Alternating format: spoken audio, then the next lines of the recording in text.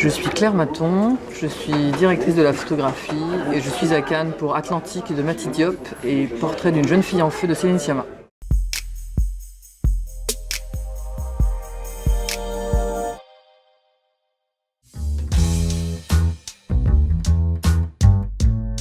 Il y avait un point commun, même si je pense qu'il ne faut pas trop les réunir, mais en tout cas, je pense que c'est deux films dont l'image participe très très fort à la mise en scène, des coups de cœur à la lecture et une envie très très forte de collaborer avec Mati et avec Céline.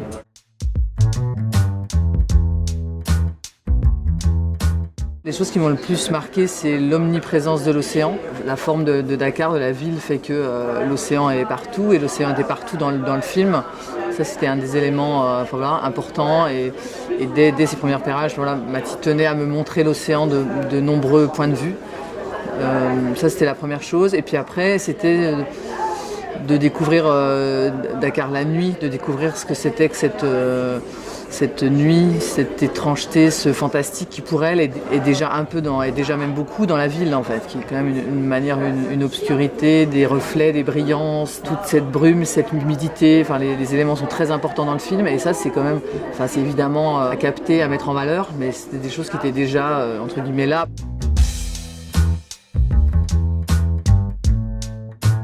On sentait qu'il fallait que l'océan fasse un trajet dans le film et que l'océan devienne à la fois immense, donc il fallait rendre l'immensité, à la fois diabolique, à la fois inhumain, et qu'il fallait sans rien voir dans cet océan qui se mette à vivre. On disait qu'il fallait le filmer comme une planète, ça participait à une sorte de cosmos, c'est ce qui donne un peu de cette dimension, je trouve, un peu cosmique au film. Moi je découvre l'obscurité, quand même la grande obscurité des nuits dakaroises avec des quartiers même très très peu éclairés et je prends conscience de quelque chose dont on avait déjà discuté en amont, qu'il nous faudrait aussi une caméra très sensible. On disait souvent qu'il fallait faire des nuits un peu extra-lucides, c'est pour ça que cette sensibilité c'était pas que pour le fait de se permettre de peu éclairer et d'utiliser ce qu'il y avait, même si ça participait de ça. Mais c'est quand même un film éclairé, c'est quand même un film avec systématiquement un peu de lumière qui se prolonge, avec des choix de couleurs, avec des choses artificielles. Mais je pense que c'était une manière aussi d'être dans la nuit. On disait souvent qu'il fallait voir presque mieux la nuit et que ça soit presque agréable, que ça soit leur territoire, on va dire. Il y a un peu ça, parce que cette histoire de fantôme, le film est une histoire de fantôme, une histoire de possédé.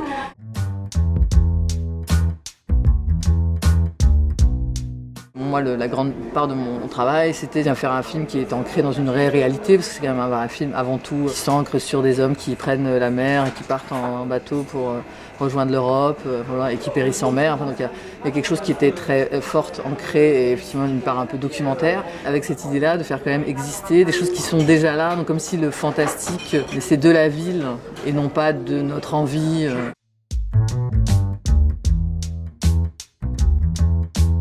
Il y avait un plaisir de travailler en tout cas avec, comme je disais souvent, à domicile, en tout cas avec les outils, avec les gens, avec les habitudes aussi. Je me suis dit qu'au contraire il fallait le créer comme une sorte de force et non pas comme une sorte de comparaison permanente de on n'a pas ça, on peut pas faire ça, etc. Au contraire petit à petit essayer d'utiliser et c'était le cas. Ils m'ont énormément, mine de rien, appris beaucoup l'équipe sénégalaise, notamment à la lumière.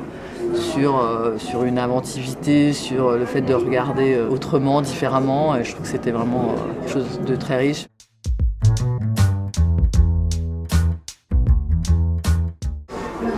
Alors j'avais rencontré Céline Sciamma au moment de Tomboy. On s'était rencontrés, on avait manifesté l'intérêt qu'on portait mutuellement à notre travail. C'est une très belle rencontre.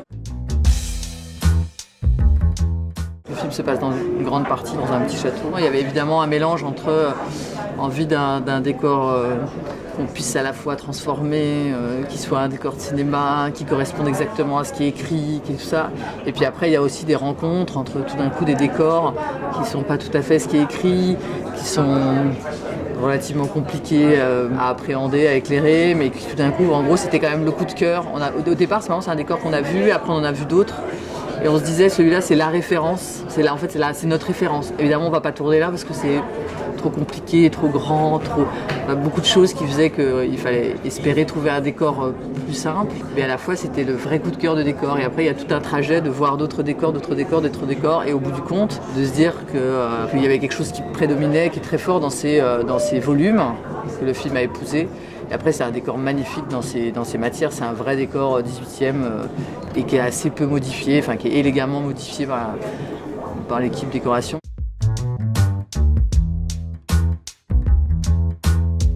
C'est la chose que j'ai au bout du compte beaucoup cherché. Je trouvais vraiment et jusqu'au bout. Je pense que notamment la couleur, ça a été la chose la plus longue à trouver. Avec le feu et les bougies soient l'élément feu très beau et qu'on allait beaucoup éclairer à côté de ça, voilà, dans les éléments. Mais j'avais très envie que ces flammes, que ce feu et que la lumière notamment soit extrêmement riche en couleurs. J'ai l'impression que c'était assez important aussi que ça reste avant tout beau, qu'on arrive à le dosage entre croire au fait que c'est les bougies et les feux qui éclairent et à la fois ne pas du tout être au bout du compte réaliste dans cette lumière. Voilà.